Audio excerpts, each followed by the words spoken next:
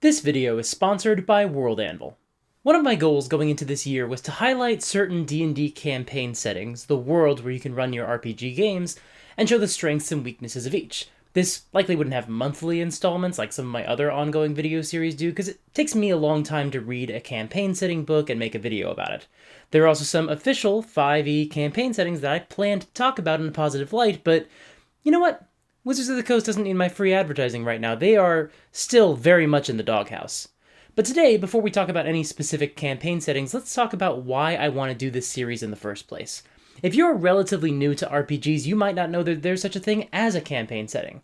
But maybe a better term is a setting, a world, or a universe. For example, the setting of Deadwood, the world of The Last of Us, and the Marvel Cinematic Universe are very different places. And if I tell you that you're going to play a character in one of those settings, that's going to give you a lot of useful information right off the bat. There are maybe hundreds of professionally produced campaign settings available from dozens of publishers on the shelves of RPG stores, or on virtual shelves like DriveThruRPG, and that's to say nothing of the hundreds that are no longer in print and are currently floating around in garage sales and hiding in the attics of grognards who haven't played since the 90s. Some are invented whole cloth for use in a tabletop game like Blades in the Dark and Shadowrun, and others are licensed from existing properties like Hellboy or Dragon Age. Some are built for pre-existing game systems, and others come with their own game rules meant to specifically capture the setting in some way. This is especially true if they're written as licensed games for an existing IP, though that's not always the case. And it can be incredibly daunting not just to find the campaign setting you're interested in, but to read enough about it that you can feel prepared for the game. But today I want to talk about the appeal in buying and running games in a published campaign setting. Because you don't have to do this. Thousands of game masters don't use any official settings and invent their own game worlds. That's something I've talked about before, and I'm sure I will talk about it again in future videos. And creating your own world is a lot of fun. So since that option is always on the table, what is the appeal of buying a pre-existing campaign setting? Well, we're going to talk about the many benefits a pre-written campaign setting gives you. In fact, these qualities will become my rubric when I review settings for future videos. But the short version, buying a campaign setting is intended to give you and your group one thing: guidance. When you create a brand new world, nobody but you knows anything about it before you start playing. And while there are a few ways to onboard your players, they all demand a fair amount of work on your end. You can write pages of backstory and lore for the world, but they probably won't read it. You can try to find artwork that represents your world, but you're limited to what you can find or what you can make.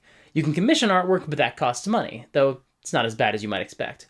You can sit down with each player and download only the most relevant info into their heads, but they might ask questions you haven't thought of the answers to because you're just one person.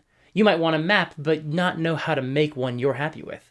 You might not have the time to create setting-specific lore and locations and magic items. A pre-written campaign setting is intended to take that work off your hands. If I hold up a copy of Kobold Press's Midgard setting book and I tell my players that our next game will take place in a world inspired by Norse myth, I just gave my players a lot of useful information.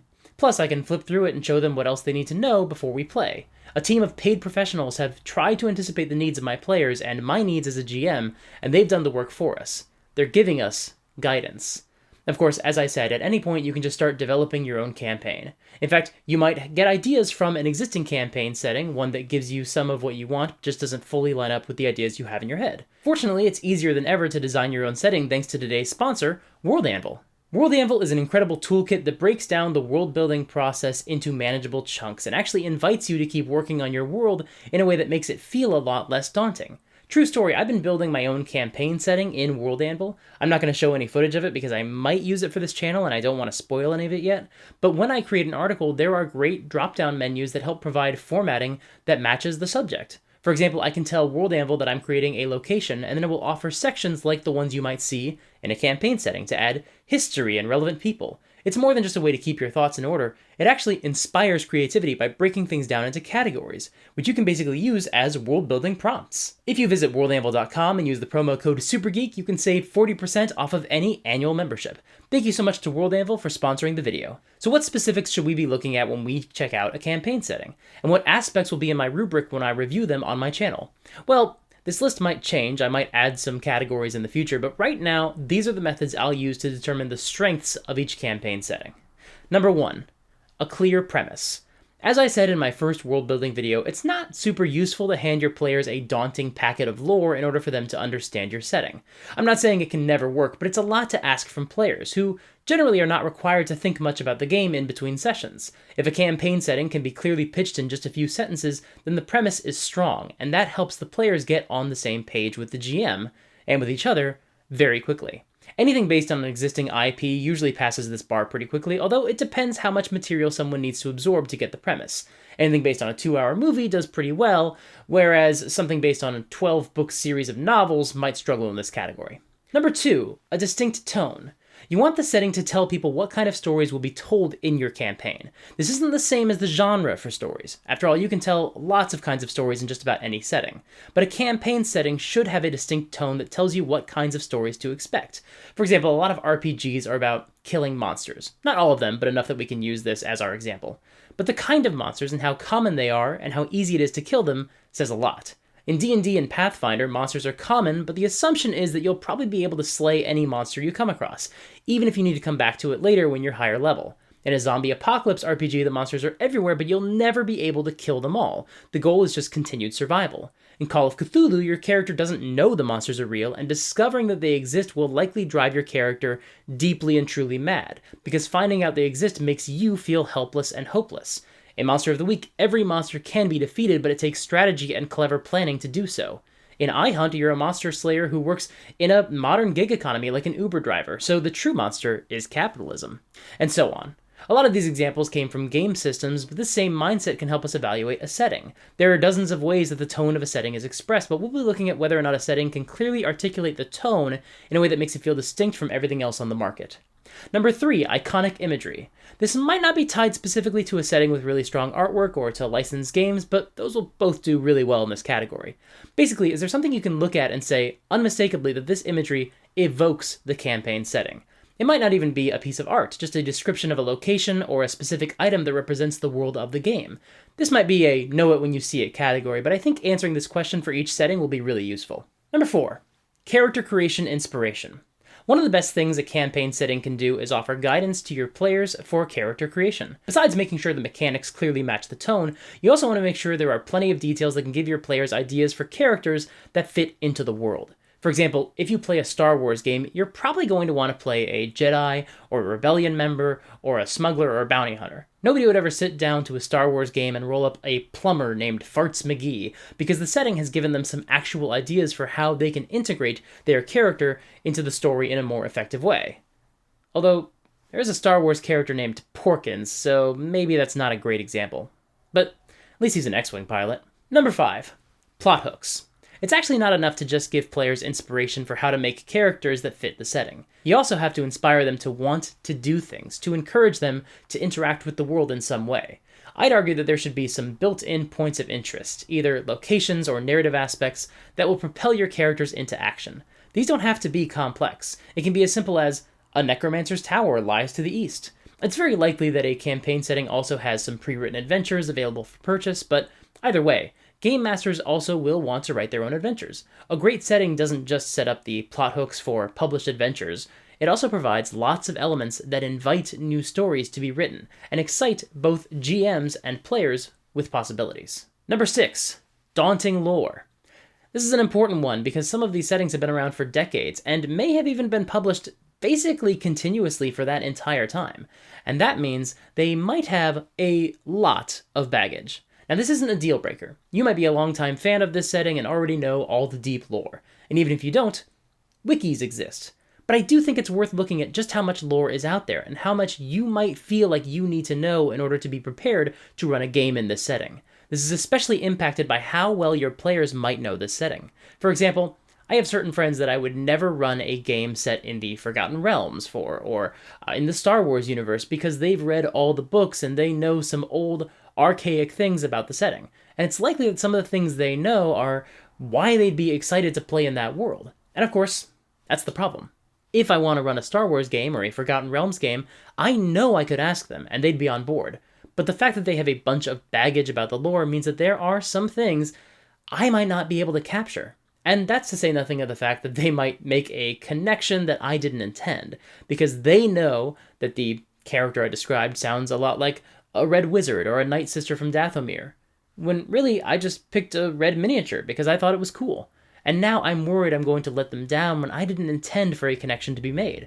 And again, that's to say nothing of the things that an official adventure might be deliberately implying to a fan like them, but the fact that I don't know as much about the setting means I might not get that expectation.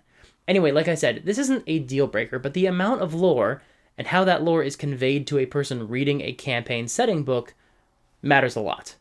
Number 7, blank spaces on the map. Finally, I don't believe a great campaign setting should have everything fleshed out. There should be gaps, sections that are murkier and left to the imagination of the game master. These might be literal, like the edges of a map, or buildings with dungeons beneath that are left for the GM to design. But they also might be metaphorical, rumors of the secret machinations of a faction, or mysterious magical effects that the setting doesn't provide an answer for. This is actually really tricky to get right. It's really hard to provide blank spaces in a way that doesn't come across as just being lazy, or like the writers ran out of time before the publishing deadline, or just being unclear. It's also easy to do this wrong by turning a blank space into a commercial for another product, because the goal of these blank spaces is purely to excite the game master, and perhaps even the players, to tell their own stories in this world and to give them the freedom to do so. Those are my criteria, and hopefully soon I will start tackling some settings and highlighting what makes them special and how they can enhance your game by encouraging certain kinds of stories or characters or playstyles. But before we wrap up, I hope you keep watching this next section because this is kind of an important channel announcement. I know some folks skip those, but I really hope you give me just a few minutes of your time. Like so many D&D content creators, January has been a really challenging month for me. A good chunk of my bandwidth was consumed by the OGL scandal, and as a result, my strategy for the next few years got shaken up a lot. I think we're all rightfully still very angry at Wizards of the Coast, and I'm certainly not about to buy another product from them until this is all sorted out. They're still on a timeout. But a lot of folks are looking to switch systems entirely. They're basically done with 5e because of this. Now, I don't personally think that's necessary. I still love 5e. I'm still running a Curse of Strahd game. I'm about to be a player in a Spelljammer campaign. I just don't plan on giving any new money to Wizards of the Coast. But I also absolutely do think it's a good thing for all of us to explore more game systems. That's good for the hobby. Of course, that puts me in a tiny bit of a pickle. I had a lot of plans for the next year of content, including launching 2 new video series. One of those being this video series about campaign settings. And both these series would lean pretty heavily on the official 5e materials published by Wizards of the Coast, starting with the ones I already own, some of which I specifically bought for these series. I was actually going to try to highlight other game systems next year in 2024, alongside any potential coverage of 1D&D's official launch, to make sure that we as a community knew what all of our options were. If you weren't a fan of the new edition, I'd be ready to discuss some other game systems. I would have that video series going. So for the past 2 weeks, I've been struggling to figure out if I have the bandwidth, and the budget, to throw out a year of plans and focus on spotlighting other RPGs a year early. And then I found out last week that my position at my day job is getting phased out and I'm getting laid off. So that pretty much dashed any chance of being able to course correct for a new RPG landscape this year. After all, now if I have a choice between spending an hour at night reading a new RPG book or spending that hour applying to jobs, that's kind of no choice at all. Now, I do still plan to spotlight a few new game systems this year. I'm currently playing in a Monster of the Week campaign that I am really enjoying, and there are other games that I've got on my shelf and on my Amazon wishlist that I am really looking forward to digging into, playing, and reviewing.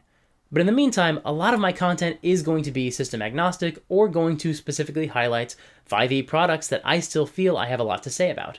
Monday's video will be a 5e-centric video about combat encounters, and while I know some folks have plans to leave 5e behind entirely, I don't plan to stop playing it anytime soon. No matter how many other game systems I also play, I still like the game, and there are still plenty of videos we can make about it. And especially while I find my footing and figure out what is next for my career, and as the entire D&D community is trying to figure out what their future looks like in the likely event that Wizards of the Coast fully revokes the previous OGL, I'm going to ask for a little bit of patience as my channel might not be able to adapt to some of those changes super quickly.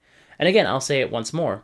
I'm going to talk about 5e products published by Wizards of the Coast, but these are not endorsements. As far as I'm concerned, we never need to give them any money ever again to keep playing D&D however we want to.